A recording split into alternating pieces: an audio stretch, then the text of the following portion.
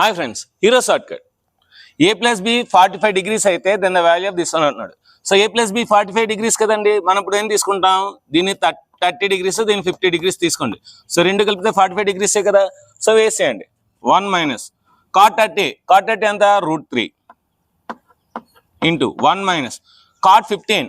So tan 15 అయితే 2 minus √3, దానికి opposite. So కనుక 2 ప్లస్ √3 కనుక 2 ప్లస్ కనుక మైనస్ అవుతుంది.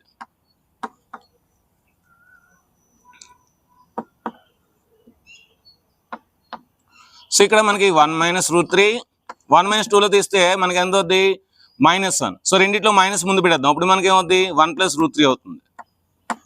So minus a plus b అంటే a square minus b square అంటే 1 స్క్వేర్ అంటే 1, √3 స్క్వేర్ అంటే 3. సో మైనస్ 1లో 3 తీస్తే ఎంత 2.